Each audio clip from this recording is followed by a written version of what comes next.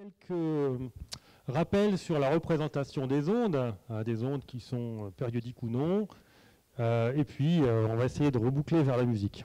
Allez, qu'est-ce que c'est qu'une onde? Si on prend ça comme un phénomène périodique ondulatoire, eh bien, ceux qui ont fait un petit peu de maths se rappellent qu'on peut décomposer tout signal périodique en une somme de sinusoïdes. Alors là-dedans, qu'est-ce qu'on va trouver? On va trouver la fonction elle-même, sa valeur moyenne.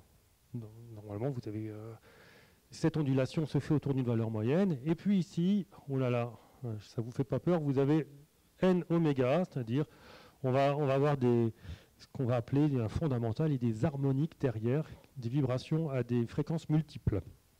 Et avec ça, normalement, on est capable de représenter toute forme d'onde. Une sinusoïde simple, elle aura que oméga.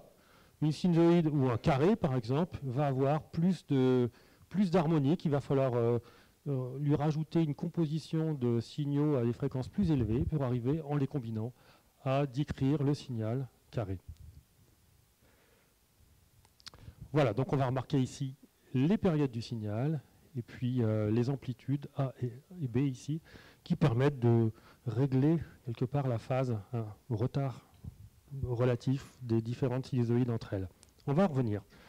Bon, comment est-ce qu'on représente ça? Une fois qu'on a représenté les sinusoïdes avec leur oméga qui est là, et ben la tentation est grande de se dire, bon, ben, je vais représenter les fréquences. Les fréquences, on les représente sur un graphe de fréquence, on met la fréquence ici, en log. Bon, le log, c'est quoi? C'est chaque fois que je multiplie par 2, au lieu d'avoir la distance 2 fois plus grande, j'augmente d'un cran. Chaque fois que je multiplie par 2, j'augmente d'un cran. Ou je multiplie par 10, j'augmente d'un cran, mais ce n'est pas le même cran. Voilà, c'est une façon de voir un peu plus loin sur une représentation qu'on appelle donc logarithmique du coup. Allez, ça c'est un signal où on va trouver ce qu'on appellera le fondamental et ses harmoniques, c'est-à-dire ces sinusoïdes de fréquences multiples qui vont permettre de représenter le signal. Cette représentation-là, finalement, elle est très très très analogue. Si je lui superpose un instrument de tous les jours, tout le monde en a chez soi. Non, c'est une celtique celle-là, vous remarquerez, il n'y a pas de pédale. Donc vous en avez chez vous. Vous n'êtes pas des vrais bretons sinon. Alors, ça ou un clavier, vous remarquerez que si je passe d'une corde, d'une octave à sa suivante, j'ai toujours la même distance parce que normalement on attrape toujours avec les doigts la même distance. Et donc là on est en représentation log déjà. Vous ne l'avez jamais remarqué ça. Sur un clavier, on est en représentation log. Aussi, quand je passe d'une note à l'octave suivante, je fais x2 sur la fréquence, et ça j'y arrive. C'est à une distance constante. Bon, alors ça c'est pour faire un plus sérieux, pour dire qu'on est quand même avec des prépas ici.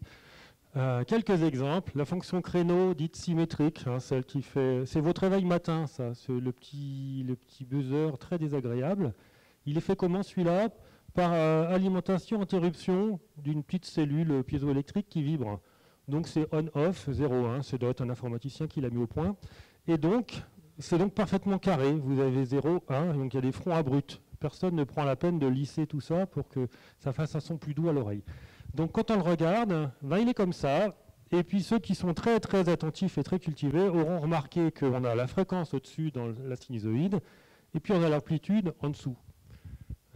Et puis ceux qui sont encore plus attentifs auront remarqué que j'ai 2n comme multiplicateur de la fréquence, avec t là, et j'ai 2n au dénominateur. Et donc quand j'ai sinus x sur x, ça me donne quoi? Sinus cardinal. Donc on va retrouver quelque part quelque chose qui ressemble à un sinus cardinal. Ah ouais, vous avez prévenu. Alors celui où on a plein d'autres choses comme ça, la sinusoïde régressée, etc. Bon, vous verrez ça le moment venu. Bon, pourquoi parler de Fourier maintenant en termes de transformés? Pour l'instant, on a parlé des signaux périodiques. C'est quoi un signal périodique? Il ne change jamais.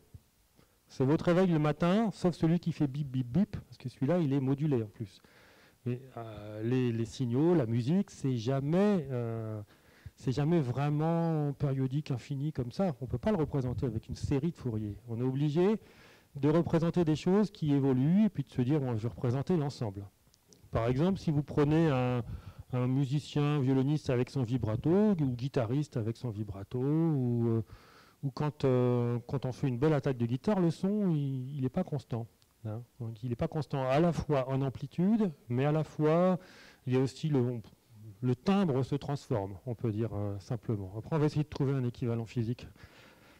Bon, donc c'est la description spectrale. Spectrale, ça veut dire les fréquences des fonctions non périodiques, ça veut dire qui changent au cours du temps, hein, dont l'oscillation n'est pas identique, ne se reproduit pas de manière identique au cours du temps. Bon, alors là on utilise un outil mathématique qui est la généralisation des séries de Fourier, quelque part. Et pour un signal temporel qui est là, on applique ce qu'on appelle la transformée de Fourier. Alors là, vous avez une expression mathématique, vous ne l'avez pas encore vue celle-là? Non, pas encore? Bon, ben, elle fait à peu près la même chose que la série de Fourier. Si vous lui présentez un signal périodique, vous aurez à peu près les mêmes résultats. Sauf qu'elle est capable de traiter aussi les signaux non périodiques. Bon, on peut faire l'analogie inverse. Bon, comment on pourrait représenter ça? Eh bien, si je vous joue un accord, hein, que je l'enregistre et que je fais la transformée de Fourier, je vais retrouver toutes les composantes qui sont à l'intérieur grâce à ma transformée de Fourier. Il va me dire vous avez telle fréquence. Et en plus, vous avez un truc là-bas qui n'est pas bien identifié, hein, qui ne fait pas partie du signal musical. C'était la voiture qui passait au moment où j'ai mis le micro.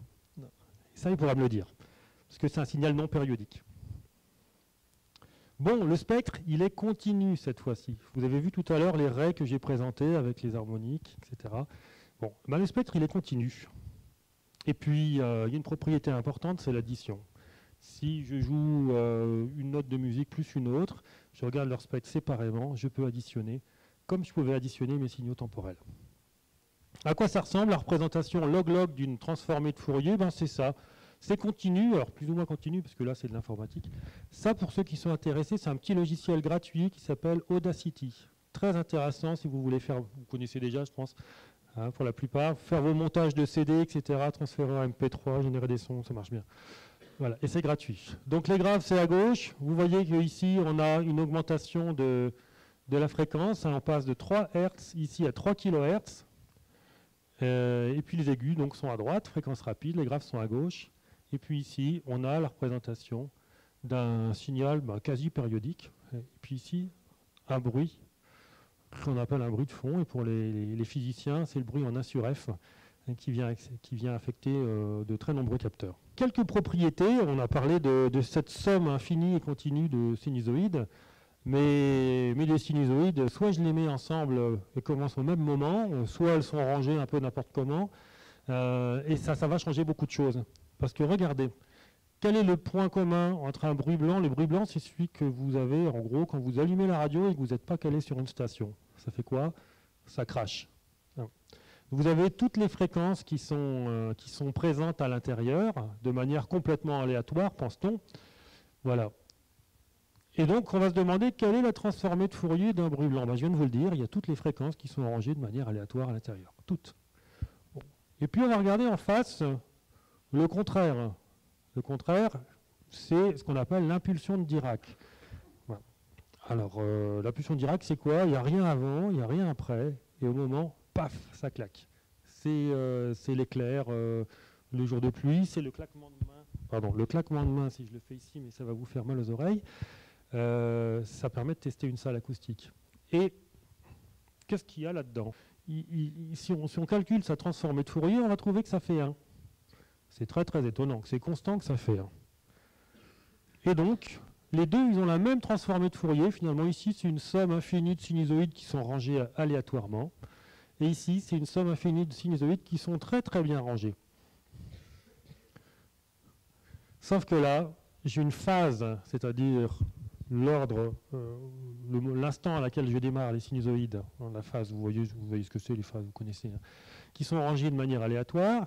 Et là, pour faire ce claquement, on les a toutes rangées de manière identique, avec leur maximum à t égale 0.